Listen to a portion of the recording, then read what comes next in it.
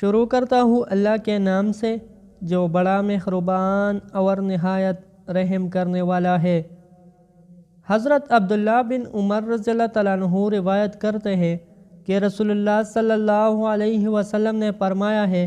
پورا مسلمان تو وہ ہے جس کی زبان اور ہاتھ کے ایذا سے تمام مسلمان محفوظ رہے، اور پکا مہاجر وہ ہے جو ان تمام باتوں کو چھوڑ دے جن سے اللہ تعالیٰ نے منع فرمایا ہے۔ نسائی نے اس حدیث میں اتنا اور اضافہ کیا ہے کہ کامل مومن وہ ہے جس کو لوگ اپنی جان و مال کے بارے میں امانت دار سمجھے۔ حضرت ابن عباس رضی اللہ تعالیٰ عنہ سے روایت ہے کہ وہ رسول اللہ صلی اللہ علیہ وسلم سے روایت کرتے ہیں کہ آپ صلی اللہ علیہ وسلم نے فرمایا کہ اپنے بھائی مسلمان سے خواہ مخواہ بحث نہ کیا کرو، اور نہ اس سے ایسی دل لگی کرو جو اس کو ناگوار ہو، اور نہ اس سے کوئی ایسا وعدہ کرو جس کو تم پورا نہ کرو،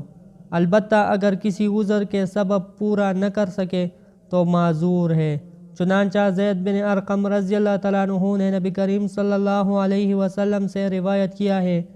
کہ کوئی شخص اپنے بھائی سے وعدہ کرے اور اس وقت وعدہ پورا کرنے کی نیت تھی مگر وہ وعدہ پورا نہیں کر سکا، اور اگر آنے کا وعدہ تھا تو اس وقت پر آ نہ سکا،